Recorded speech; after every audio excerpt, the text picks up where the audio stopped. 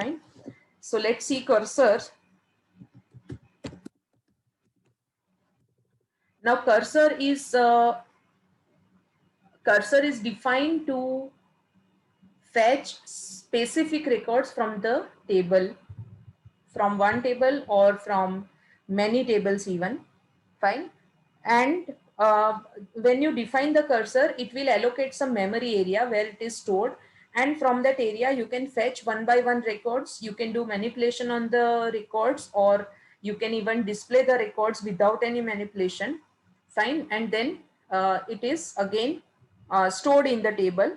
If you want to store it, if you don't want to store it, it's fine, you can just display the output and do further work. Okay, so that is cursor. Fine. It's kind of record set. From the whole table you are selecting some records. You can even select all the records. Fine. So it's kind of subset of table. In cursor we have to specify select query. Any select query you can specify. Fine. The query with nested query, or the query with subquery which is written within another query. You can write correlated queries also. You can also specify joins. Fine. So any valid select statement you may specify after defining the cursor. Okay. Now the syntax to define cursor is, you have to write cursor, then cursor name is, and then any select query. Okay, now this cursor name and select query are variables, and that is why it is written into angular brackets. You can specify any valid variable name here for cursor, and select query, as I told you, you may write any select statement after is, and then semicolon.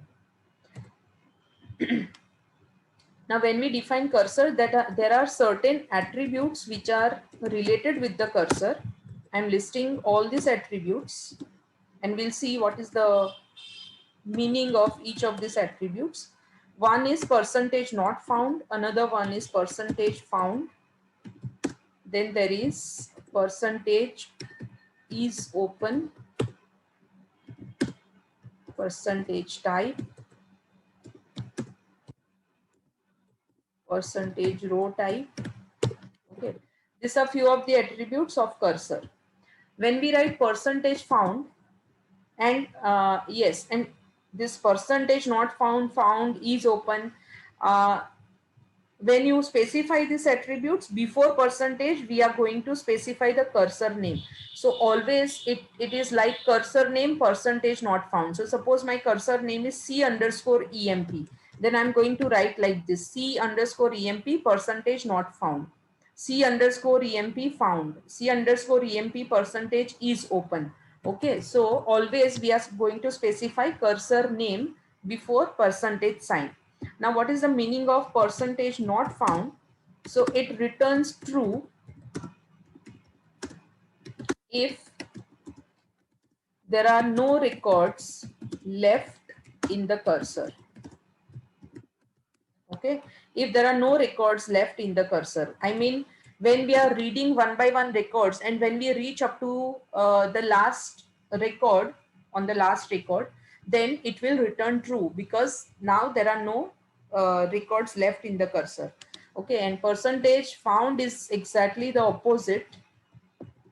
It returns true if there are records in the cursor. Okay, so if there is any record, at least one record in the cursor, it will return true. Percentage is open returns true if the cursor is open.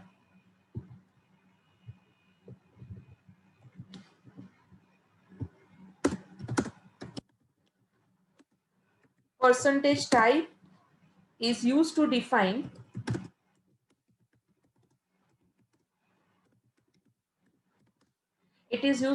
the variable which has the same data type as any field. Okay, so suppose I have employee table, and in that employee table I have one field which is employees, let's say employees birth date. Okay, so I don't know what is the data type of that field.